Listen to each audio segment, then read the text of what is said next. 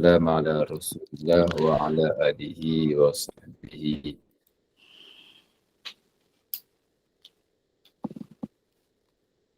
wa mawala. Jadi alhamdulillah, syukur kepada Allah Subhanahu wa taala meneruskan surah Al-Masad pada pagi ini, di mana dalam surah ini kita membincang tentang sosok tubuh seorang yang menjadi legend dalam tentang Islam, iaitu Abu Lahab. Di mana dalam kuliah yang lalu kita telah memperkenalkan Abu Lahab ini, yang merupakan adik-beradik kepada Rasulullah juga, yang merupakan bapa saudara kepada Rasulullah. Manakala isterinya juga adik-beradik juga, isteri kepada Abu Lahab ni pun adik-beradik, keturunan mereka jugalah. Jadi walaupun mereka ni adik-beradik, tetapi sikap memusuhi Islam itu menjadi suatu yang pengajaran kepada kita supaya kita menghindari beberapa sikap yang ditunjukkan oleh Abu Lahab yang kita akan bicarakan dalam kuliah kita pada pagi ini. Tuan-tuan dan puan yang dirahmati Allah Subhanahu wa taala, ini kita dah jelaskan pada bulan yang lalu, pada minggu yang lalu. Okey, kita sambung kuliah kita pada pagi ini dengan menyebutkan tentang kenapa Allah Ta'ala marah dan Allah Ta'ala memaki Abu Lahab dalam surah ini. Di mana dalam surah ini disebutkan perkataan tabbat. Tabbat ini celakalah. Dicelakakan Abu Lahab. Kenapa dicelakakan Abu Lahab? Kerana perbuatan Abu Lahab yang menentang Islam dan kerja-kerja yang jahat dan buruk terhadap Islam. Apa kerja buruk yang telah ditunjukkan oleh Abu Lahab? Antara yang ditunjukkan oleh Abu Lahab ialah melakukan counter attack terhadap dakwah Rasulullah. Selepas Rasulullah pergi berjumpa dengan Arab Quraisy ataupun berdakwah kepada kelompok rumah A, kemudian tak lama kemudian Abu Lahab pun datang. Dia cakap, kau jangan ikut orang gila ni. Dia ni pembohong, penipu, dia ni gila, dia ni sewel. Dia cakap tu bukan dia tahu pun apa cakap dia, gitulah. Dalam Al-Quran disebutkan sahirun au majnun. Orang kafir menuduh Rasulullah sebagai tukang sihir dan juga sebagai orang gila. Ini yang antara yang dilakukan oleh Abu Lahab. Waktu berlakunya musim haji, Rasulullah pergi daripada kemah ke kemah. Bagi tahu Islam, ajar Islam. Kemudian lepas pergi, Abu Lahab pun sampai. Dia ikut. Rasulullah kan tak tahu. Dan lepas dia pergi, Abu Jahal, Abu Lahab pun pergi. Bagi tahu, jangan ikutlah orang gila. Jadi secara tak langsung, dia mempopularkan Rasulullah. Sebab bila Rasulullah datang, ajak Islam apa semua, datanglah Abu Lahab. Bila datang Abu Lahab, orang pun tanya, pasal apa?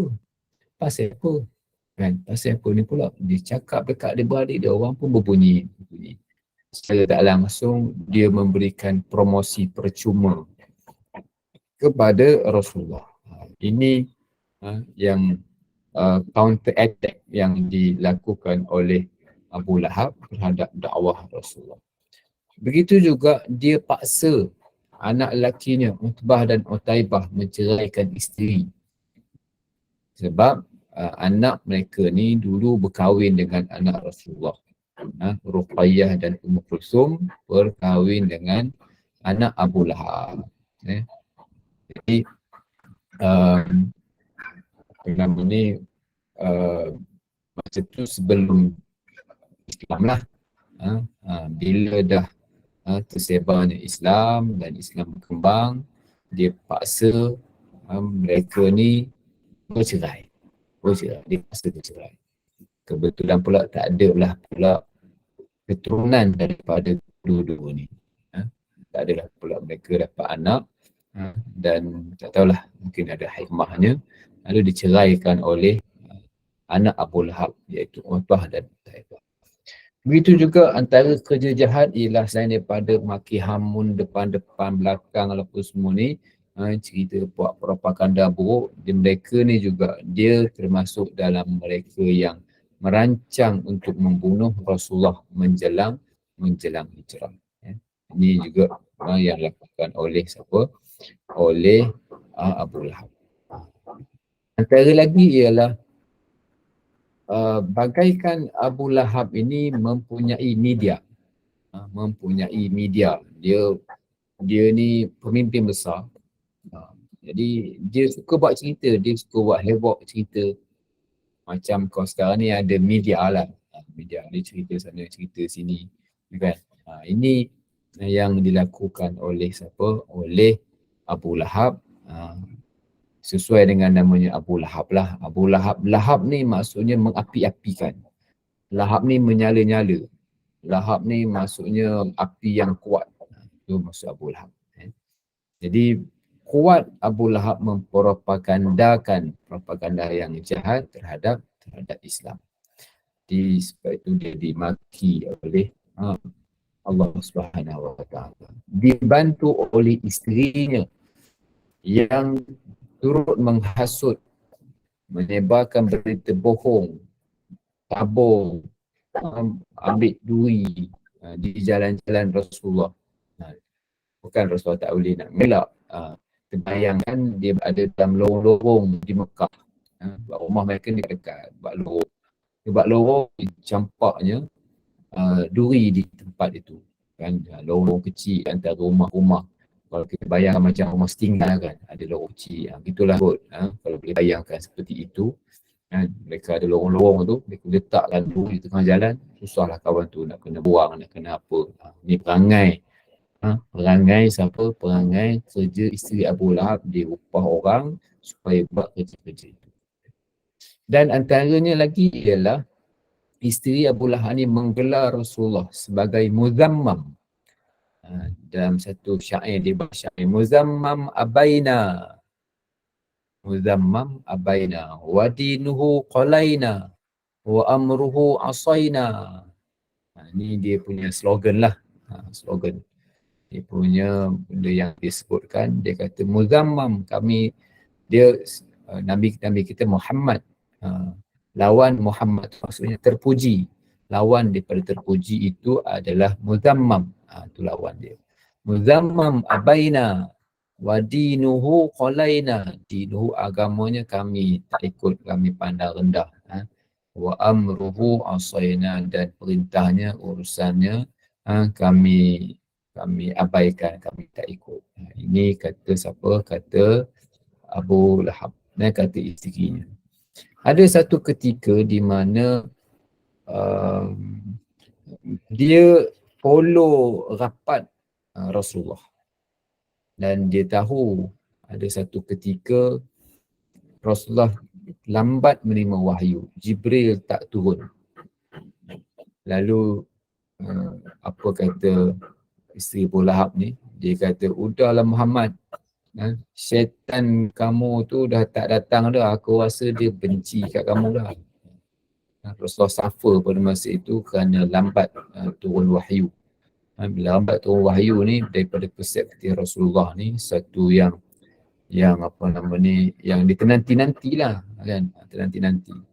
Lepas tu turunlah surah At-Tuha wa Tuha wal laili idza saja ma wadda'aka rabbuka wa ma qala.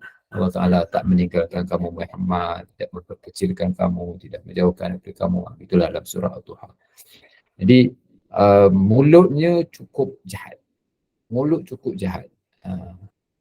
Lakinya pula tukang sebar, sama naiklah dua-dua perkara ini. Jadi inilah tuan-tuan perempuan yang dirahmati Allah, saya rasa saya dah ulas perkara ni pada minggu yang lalu. Minggu lalu tak, minggu satu lagi, minggu lalu saya pergi ke Indonesia. Tak semua orang suka kebaikan. Realitinya tak semua orang suka kepada benda baik. Akan ada dalam kalangan masyarakat kita dan mereka-mereka yang macam-macam perangai lah. Contohnya tuan-tuan perempuan yang dirahmati Allah, saya ni berada dalam kawasan taman. Mungkin sebahagian daripada tuan-tuan perempuan juga duduk di kawasan taman. Di kawasan taman ni kami diminta untuk bayar RM30 sebulan. Duit kad, duit untuk pengawal, kan, untuk dia nak bersih-bersih sikit, jaga-jaga malam, kan. Jadi RM1 sehari lah, RM1 sehari. Tapi gitulah, daripada ramai-ramai ni yang duduk kat sini ni, bukanlah sampai kena kata-kata miskin sangat sampai tak mampu bayar. Tapi memang ada orang yang perangai yang memang dalam 20%, 30% akan ada perangai yang seperti itu. Jadi barangkali mereka-mereka yang tak berapa nak cerdik ni, bukan tak pandai tapi tak cerdik, memang akan ada menjadi ujian kepada orang-orang yang baik. Menjadi ujian kepada orang yang baik. Macam-macam perangai, macam-macam hal. Dan tak semua orang ready untuk ikut perkara baik. So, ini realiti yang kita hadapi. Dan sebab itu kita memerlukan kepada kesabaran dalam berhadapan dengan semua perkara ini, supaya satu masa nanti mereka akan terima benda-benda yang baik. Saya nak kata banyak tak banyaklah, adalah 2-3 pengalaman orang yang duduk dekat-dekat, dekat-dekat tapi ialah tak suka semayang pun, tak pergi main Jumaat, tak pun nampak pergi. Yang semayang lain tu lagi lah, semayang Jumaat tak pergi, marah kita ni, isteri anak kita pakai tudung pun semua marah, benci, tak suka. Kita pun heran apa benda yang dia tak suka. Berkat sabar, kan, sabar. Kan masa 5 tahun, 10 tahun, kan, baru mungkin dia akan terima. Mungkin dalam 20 tahun dia akan terima. Kadang-kadang mereka ni tak tahu, mereka ni tak faham Islam, tak faham agama. Jadi kadang-kadang bukan tak suka. Pengalaman ayah saya, kan, kat kampung, dia selalu bercerita, kan, selalu bercerita, dan saya follow sebab saya bukan duduk asrama, dulu kat sekolah, duduk kat rumah, kan. Mana tingkatan 1 sampai tingkatan 5, tingkatan 6 duduk kat rumah. Jadi saya lihatlah bagaimana ada orang kampung sampai sekarang. Ya, kadang-kadang mereka yang tak suka agama, tak suka masjid, tak nak ke masjid ni, kadang-kadang tak tahu baca Quran. Tak tahu baca Quran. Kan, marah kepada agama, marah kepada Islam tu semua. Saya tanya, kau pandai tahu baca Quran tak? Tanya. Habis ni lah, kan. Dia cakap orang tu begini lah, macam-macam. Tanya, kau tahu baca Quran tak? Mainlah kita ngaji baca Quran. Kan, mainlah belajar Quran. Kan. Yang kadang-kadang tak nampak pergi datang masjid, datang surau, kadang-kadang tak tahu baca Quran. Kadang-kadang bukan mereka ni, sebab tu dipanggil dengan jahil, tak tahu. Dia tak tahu tu, ialah, kan, dia dapat info daripada TikTok, dapat info daripada anak, daripada kawan, tak terbuka pemikiran. Kadang-kadang menyebabkan mereka ni benci kepada Islam, marah dekat Islam sebab tak tahu. Kan, tak tahu. Jadi bukan kita nak marah mereka tak, tapi itulah realiti yang ada. Sampai satu tahap ayah saya cerita, nak call, block call. Tidak tak jauh rumah, nak call, block. Block nombor telefon. Orang lain call boleh, dia call tak, siapa tak dapat. Dia block nombor telefon, bagi jumpa, datang, aku nak datang jumpa, nak bagi tahu, dia katakan. Tapi nak cerita gitulah. Tak, kita menghadapi realiti itu, kan, dan Mungkin dia di kalangan jiran, mungkin dia dengan kawan-kawan, mungkin dalam satu pejabat, mungkin dia adik-beradik. Dan ini yang saya akan sentuh nantilah dalam ada slide yang akan datang berkaitan dengan adik-beradik ni. Okay.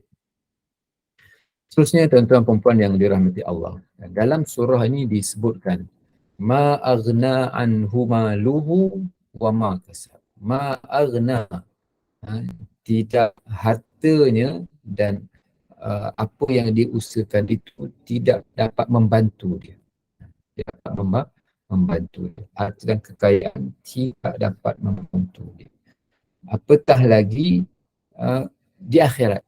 Kat dunia ni mungkinlah dia ada kuasa, dia boleh suruhkan orang bawah dia, disuruhkan gitu, dia ada pangkat, ada duit, boleh gajikan orang, boleh gitu, boleh begini, mungkinlah.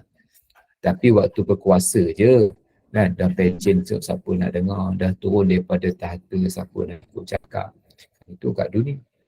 Dekat akhirat, tuan-tuan perempuan yang dirahmati Allah, kita berfikir bagaimana nak menukarkan harta kepada pahala.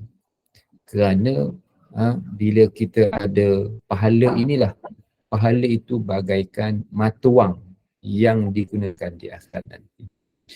Bila minggu sudah saya pergi ke Indonesia, kan, jalanlah dekat Jogja tu, kan, dekat apa nama dia punya jalan Malioboro. Jalan Malioboro ni macam jalan cokit lah, kan. Ada banyak orang jual. Kami pun dah beli-beli, duit pun dah habis, kan. Duit dah habis. Ada nampak dia punya dompet kulit, nampak kulit. Murah lah, ceritanya murah. Yang kalau kat Malaysia ni dalam RM200, kan, RM200 kat sana dalam RM70 je. RM70. Itulah harganya, murah sangat, kualitinya sangat bagus. Tapi pula duit pula tak ada.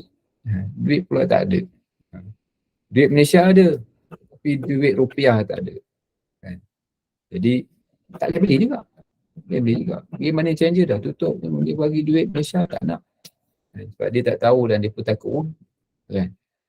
Jadi kan, nak pergi ke Indonesia ke, nak pergi ke Amerika ke, nak pergi ke mana-mana ke, tukar duit mengikut mata wang negara berkenaan. Kita ada banyak duit pun, tapi kalau duit tu tak digunakan, duit tu bukan mata wangnya, tak boleh guna juga. Maknanya kita ada banyak harta, tukar harta kepada mata wang akhirat iaitu bentuk pahala. Dia akan dibawa duit kita itu oleh orang miskin, menerusi orang miskin, menerusi sekolah, menerusi apa-apalah ya, yang boleh menjadi wahana, wasilah untuk bawa dan pun money changer kita. Money changer. Dalam bentuk sama ada zakat, sama ada sedekah, sama ada hadiah. Ini satu lagi, beza antara sedekah dengan hadiah. Apa beza sedekah dengan hadiah, tuan-tuan? Ada orang kata sedekah ni untuk orang kaya, untuk orang miskin. Hadiah ni untuk orang kaya. Apa beza sedekah dengan hadiah? Sedekah ni, tuan-tuan, sedekah ni ialah pemberian matlamatnya membantu. Matlamatnya membantu. Hadiah ni matlamat dia memberi penghargaan. Memberi penghargaan. Panggil hadiah. Memberi penghargaan ni boleh kepada orang miskin, boleh kepada orang kaya. Orang miskin kita bagi penghargaan kepada dia sebab ada sesuatu lah yang kita nak menghargai dia. Kan? Orang kaya pun boleh juga kita bagi hadiah kat dia. Sebab persahabatan, disebabkan oleh jasa dia, disebabkan apa kita bagi namanya hadiah. Sedekah pun boleh kan kepada orang miskin. Memang kita bagi sedekah. Boleh tak sedekah kepada orang kaya? Boleh juga sedekah kepada orang kaya. Dia pun dalam keadaan yang tertentu mungkin dia memerlukan kepada bantuan itu. Walaupun dia kaya tapi mungkin tak semua keadaan dia kaya. Kan ada keadaan-keadaan yang tertentu dan dia perlukan kepada bantuan kita. Bantuan tu namanya sedekah. Kan? So Kadang-kadang orang kata orang kaya ni tak boleh bagi sedekah. Tak, orang kaya pun keadaan yang tertentu dia memerlukan bantuan kita. Keadaan tertentu. Dia naik kereta dia rosak tengah jalan. Tak ada benda, satu je benda, contohnya pam angin tayar kereta dia tu, dia punya meletup ke apa benda kan, ataupun pecah tayar. Jadi dia tu kepada alat besar ni je, kecil je, dalam 2-3 ringgit je. Tapi tak ada 2-3 ringgit tu tak jalan kereta dia. Kita pun tolong ambil lah, katakan. So itu sedekah kan, hadiah, wakaf. Jadi semua-semua ni boleh menjadi jalan kepada pahala. Nafkah kepada anak isteri pun dapat pahala. Hibah pemberian pun dapat pahala. Wasiat pun dapat pahala. Kan? Semua-semua ni kan, banyaklah perbincangan detail lah tentang perkara ni lah. Satu-satu ni detail lah, dia tak nak detailkan tentang satu part. Ada 7 istilah ni kan panjang lah ceritanya. Tapi maknanya bagaimana kita perlu untuk menukarkan duit ini, harta ini kepada mata wang akhirat, iaitu pahala, supaya kita boleh bawa harta itu berjumpa dengan Allah Subhanahu Wa Taala. Okey. Yang terakhir dalam konteks harta ni, dia adalah sikap. Dia adalah sikap. Sayasla ma aghna anhu maluhu wa ma. Harta yang banyak tak dapat nak membantu Abu Lahab. Dia kaya tapi tak dapat nak bantu. Jadi kita tak mau kita ni banyak duit, kaya apa semua ni, tapi tak membantu kita di akhirat nanti. So kita perlu mengubah sikap kita. Ada yang orang yang passion sedekah, dia sedekah mingguan. Dia passion ni kalau hari Jumaat dia akan bawa duit. Ada orang tak bawa duit. Ada orang passion dia sedekah hari Jumaat. Passion dia. Itu passion dia. Tak kisahlah. Ada orang passion sedekah dia pada setiap pagi. Ada passion dia begitu.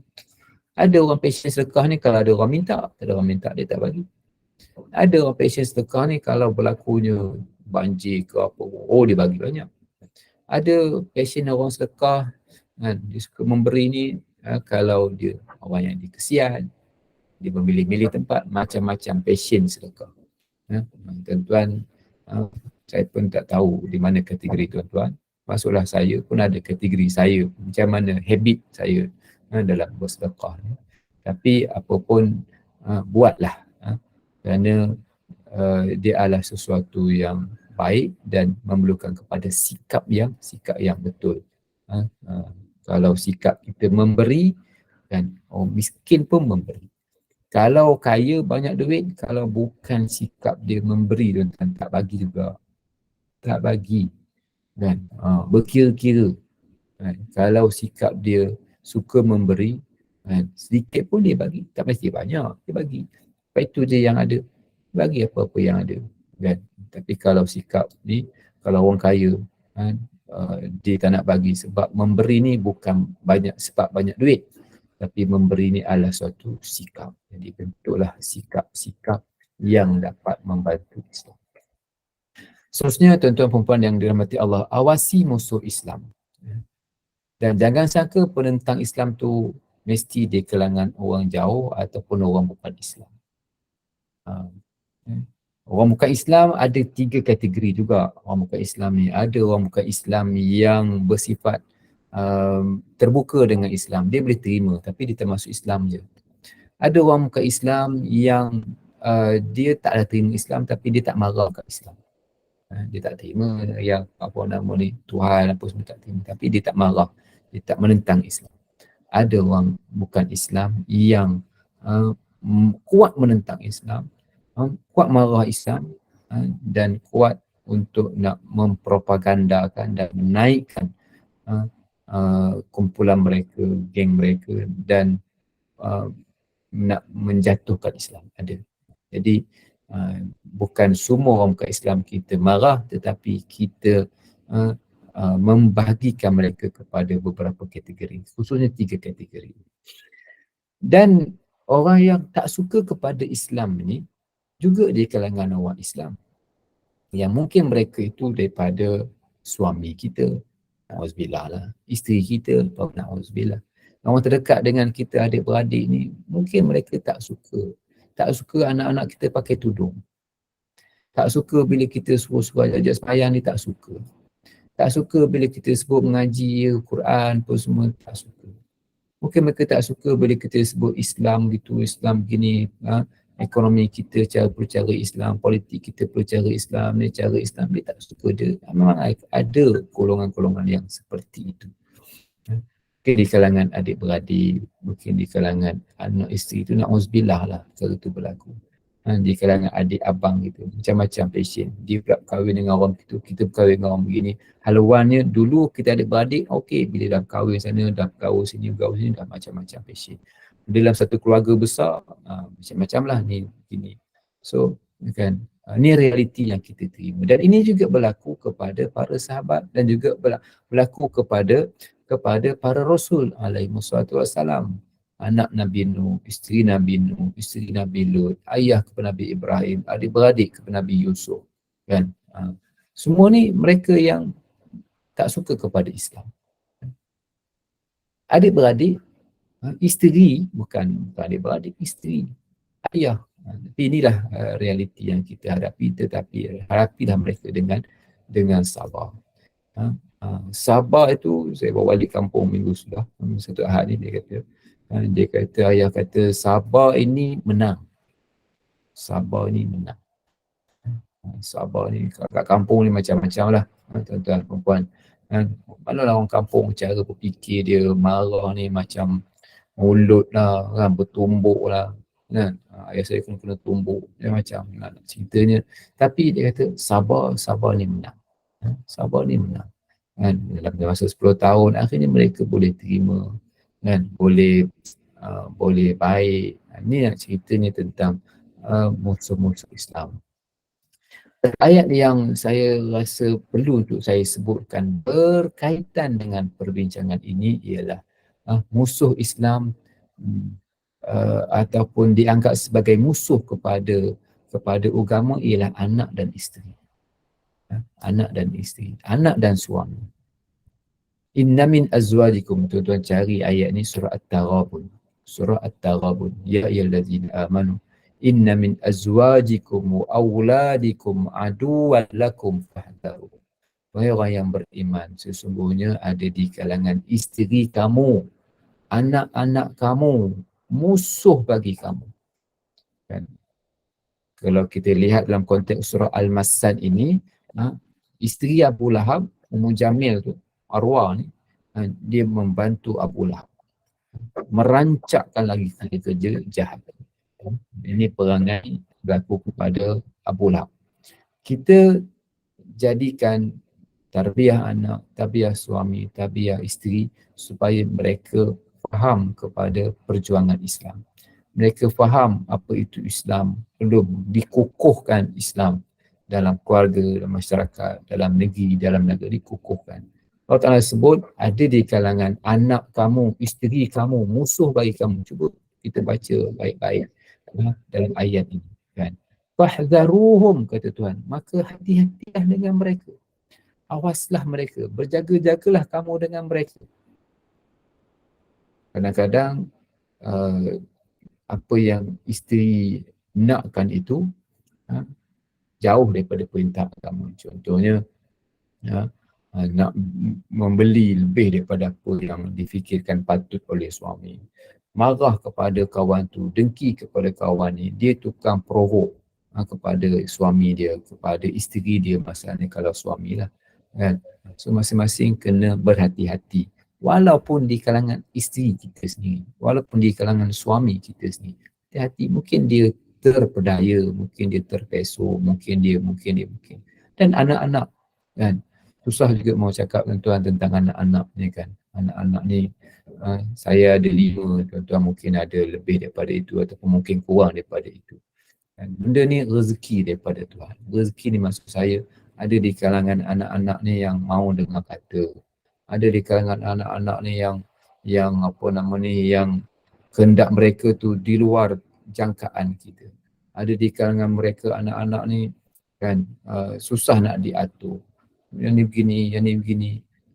Kita harapkan mereka ni baik. Kan? Yang penting mereka ni dapat ikut hukum agama. Nak lalu profession apa-apa tu terpulang lah dengan cita rasa masing-masing.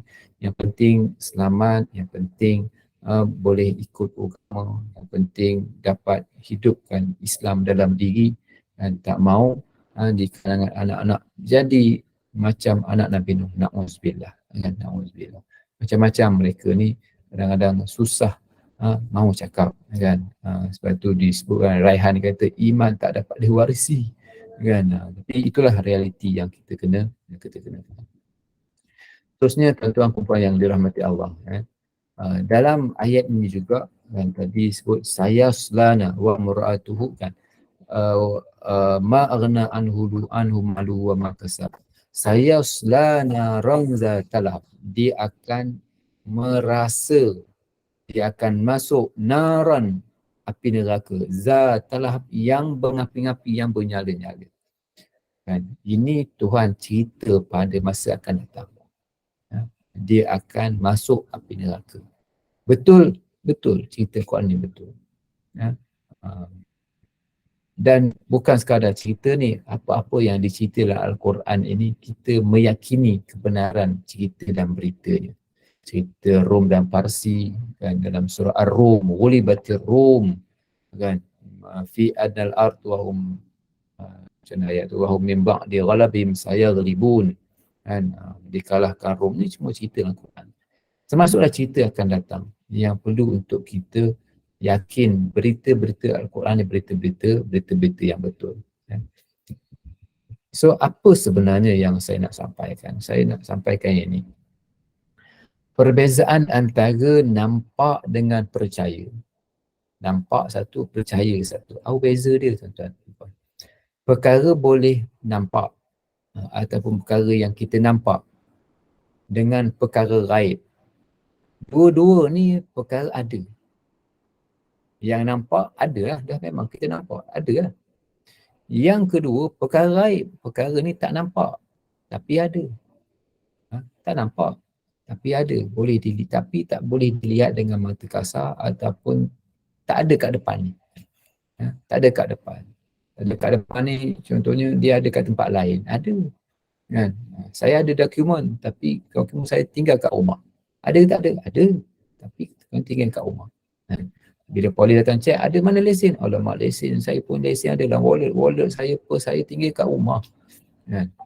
Ada, tapi gaib, maksudnya tak nampak. Perkara yang ada ni juga termasuklah perkara yang akan berlaku pada masa akan datang. Akan datang ni contohnya cerita tak Abu Lahab ni akan masuk neraka, akan kebangkitan semula, akan akan ditanya dalam kubur. Semua ni ada ke tak ada? Akan ada. Tapi belum ada lagi. Jadi apa yang kita kena buat? Sebab itu kita percaya. Percaya ni dia tak seperti mana perkara yang nampak. Perkara yang nampak kita tak payah percaya dah. Depan saya ni ada komputer. Saya tak nak percaya apa lagi sebab dah memang nampak. Kalau tak percaya lagi, kalau tak tahu lagi, kalau tak reti lagi, itu memang bangang lah sebab depan ni dah ada komputer apa semua dah ada dah. Yang bila ada orang bagi tahu, contohnya macam kes polis tadi, datang kena tahan dengan polis,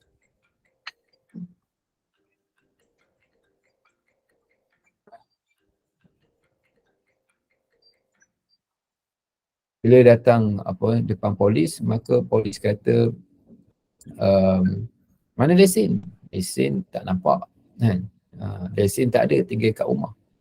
Percaya ke tak percaya kan? Jadi percaya ni ialah perkara benda yang kita tak nampak. Percaya. Kalau dah nampak, tak percaya dah. Sebab mempercayai belief kan, ataupun iman ni benda yang kita tak nampak, kita percaya lah kan? Tapi kalau benda yang dah nampak, kita tak payah percaya sebab kita dah nampak kan? Rukun iman ni semua benda tu tak nampak. Ada 6 rukun iman. Tuhan tak nampak, malaikat tak nampak, kitab macam mana diturunkan tu tak nampak, Rasul pun kita tak pernah tengok kan? Bukti-bukti tentang Rasul je kita tengok, Rasul kita tak tengok. Hari kiamat belum ada lagi. Semua ni percaya. Kenapa kita percaya? Sebab benda tu betul, benda tu ada, benda tu akan ada. Sebab tu kita percaya. Lagi kuat kita percaya, lagi kuatlah keimanan kita. Tapi kalau benda dah nampak depan mata, maka hilanglah nilai kepercayaan itu. Apa nak percaya sebab benda yang nampak. Perempuan yang dirahmati Allah. Jadi apa yang disebutkan dalam Al-Quran ni memerlukan kepada keyakinan dalam hati kita. Dan Allah Ta'ala memberikan azab neraka yang setimpal di atas perbuatan jahat. Abu Lahab buat jahat, buang kayu api tengah jalan ke Rasulullah, menyakiti hati Rasulullah. Allah Ta'ala balas balik. Dan fi jidiha hablum min masad. Dalam tengkuknya ada kalung daripada api neraka. Sebab dulu kat dunia ni kamu ada tali untuk ikat kayu. Dilonggokkan di laluan Rasulullah. Susahlah kawan tu nak buang kayu, nak buang pun mereka buat. Kan?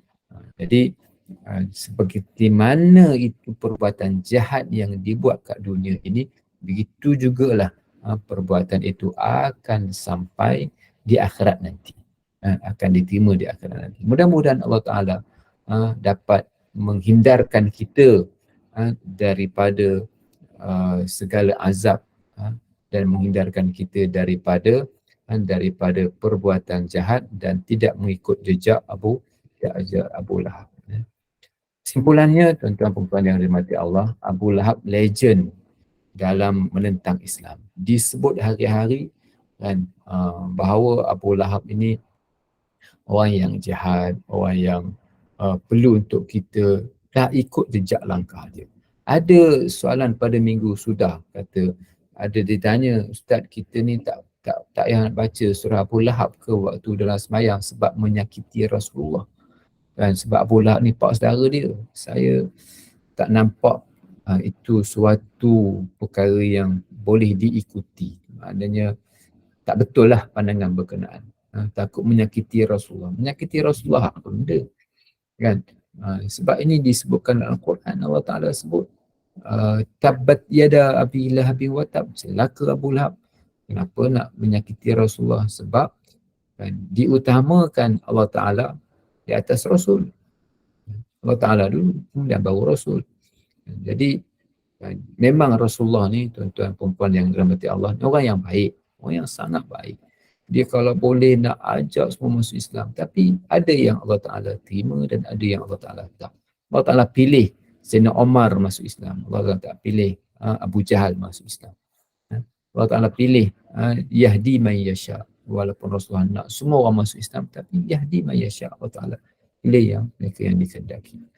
Jadi dan sama-samalah kita ikut jejak langkah Rasulullah, dan jangan sekali-kali ada perkara-perkara yang menghina Islam, tak yakin kepada Islam. Ini satu perangai tuan-tuan perempuan, tak yakin kepada Islam. Kenapa tak yakin kepada Islam? Ini masalah percaya tadi. Kan? Percaya tadi. Contoh apa tak yakin kepada Islam? Contohnya, saya tak pasti saya dah sebutkan kat sini dalam kuliah ni ataupun tidak sebelum ni. Ialah perbankan Islam. Perbankan Islam. Dulu nak bagi yakin kepada Islam ni, dulu di peringkat awal kewujudan perbankan Islam ni, orang tak yakin macam mana boleh wujudnya sistem bank tanpa riba. Orang tak percaya. Kan? 30 tahun dulu orang tak yakin, orang tak percaya. Tapi di kalangan orang Islam perlu yakin, bukan sekadar yakin, buat kerja lah, buat research, kena buat percubaan, buat begitu. Akhirnya diterima selepas 30 tahun. Kita nak orang yang yakin dengan Islam. Taxation, maknanya percukaian cara Islam. Macam mana percukaian cara Islam? Macam mana cara hidup Islam? Ada tak Islam masa depan dalam keadaan sekarang ni kita begini? Kita yakin dengan Islam, yakin dengan agama, yakin dengan janji-janji Allah Subhanahu Wa Taala, dan inilah yang ada pada orang Islam. Dan apa pengajaran yang boleh kita ambil daripada surah ini? Ini saya serahkan kepada tuan-tuan perempuan. Macam mana, apa yang boleh kita simpulkan, apa yang boleh kita ambil setelah kita meneliti, baca surah Tabbat Yada ni, teringat teringat perangai-perangai buruk penentang-penentang Islam, orang yang tak suka kepada agama. Bila sebut agama je kan, ini ganas ni, ini apa semua ni, ini supaya kita menghindari perkara-perkara berkenaan.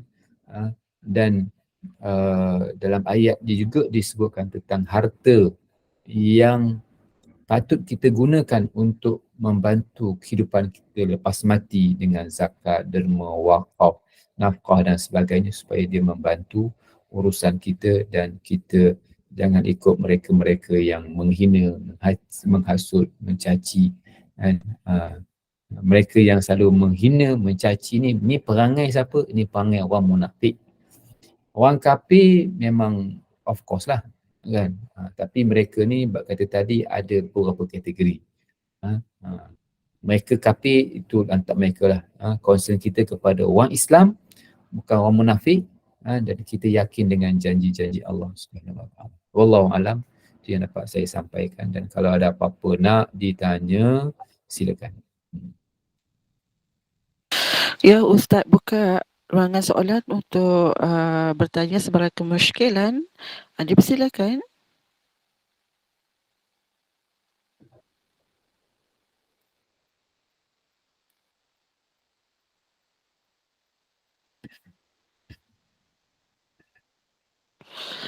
Satu lagi Ustaz, fenomena zaman-zaman sekarang ni Ustaz kan, kalau kita perhatikan, kalau sikit-sikit bila ada kena difitnah apa semua kan, sikit-sikit nak apa, saman, saman menyaman. Ini budaya apa Ustaz? Kalau saman menyaman ni, boleh Ustaz beri pencerahan? Okey, saman menyaman ni ialah bermula daripada siapakah yang memulakan perkara fitnah. Perkara fitnah ni perkara-perkara yang menuduh orang, bawa cerita buruk, bawa cerita jahat, atas sebab-sebab politik, atas sebab-sebab ekonomi, meniaga, nak jatuhkan orang, nak memburuk-burukkan orang. Dan ini disebut sebagai fitnah akhir zaman. Fitnah akhir zaman. Ada orang yang suka berbohong, ada yang suka menipu, ada yang membuat pengakuan palsu, kan? Ada orang yang suka cakap tentang orang benda yang tak betul, ada yang suka manipulasi, ada yang suka dia spin, ada yang suka macam-macam lah di akhir zaman ini, yang menyebabkan bila terkena kepada seseorang ni dengan benda yang salah, maka dia samalah masalahnya kan. Jadi satu sudut orang celik undang-undang lah, tu satu sudut. Tapi satu sudut yang lain ialah kalau tak berlakunya mulut-mulut yang suka mengeluarkan tuduhan-tuduhan yang palsu, kata-kata yang tak baik kepada orang lain, yang benda propaganda kan, benda-benda yang tak elok misalnya, maka mungkin tak timbul lah saman menyaman ni. Jadi orang yang mula-mula lah yang disebutkan orang yang tak baik inilah, sama-sama kita menginsafi, inilah akhir zaman. Di mana dunia akhir zaman ini adalah dunia popular. Dunia popular. Saya ada satu kuliah khusus, satu tajuk khusus yang berkaitan dengan populariti. Apa sebenarnya populariti? Dan bagaimanakah popular ini diraih dengan cara yang salah? Mungkin kita sentuh dalam kuliah-kuliah yang lain lah nanti. Bagaimana popular ini disentuh dengan cara yang salah, dengan cara menipu, dengan cara apa semua ni. Saya akan sentuhlah mungkin dalam kuliah-kuliah akan datang, slot yang khusus saya akan sentuh tentang perkara ni insya-Allah. Jadi sebab itu kan berlakulah saman menyaman, ni sama kawan ni sama kawan ni. Yalah kan, kadang-kadang mulut ni pun tak bertulang pun ialah kan, kita tak nak cakap tapi terlepas cakap. Dia terlepas cakap ni musuh politik kita, musuh kawan ni kan, dia pun ambil modal, dia pun ialah itu kan, benda-benda yang sepatutnya tak berlaku, tapi itulah fitnah akhir zaman. Okay, baik Ustaz. Terima kasih atas pencerahan tu. Dan ada yang lain soalan ada? Kalau tak ada, kita akhiri dulu Ustaz ya. Majlis ilmu ini Ustaz ya. Alhamdulillah. Ya, ya. Jazakallah khairan pada Ustaz Dr. Muhammad Faisal atas kesediaan berkongsi ilmu tadabbur surah Al-Masad ini yang mengenai fitnah di akhir-akhir zaman. Maka fitnah ini berlaku pun memang dah zaman-zaman Nabi lah, memang dah berlaku. Tapi lebih dahsyat pada zaman akhir-akhir zaman inilah ya. Dan semoga dapat kita ambil iktibar dan ibrah daripadanya. Dan Ustaz kita sambung lagi di minggu depan dan kita tutup dulu dengan tasbih kafarah dan surah Al-Asr. Subhanakallah wa bihamdika asyhadu an la ilaha illa anta astaghfiruka wa atubu ilaik. والعصر إن الإنسان لفي خسر إلا الذين آمنوا وعملوا الصالحات وتواصوا بالحق وتواصوا بالصبر. السلام عليكم ورحمة الله. Waalaikumsalam warahmatullahi wabarakatuh. Terima kasih Ustaz.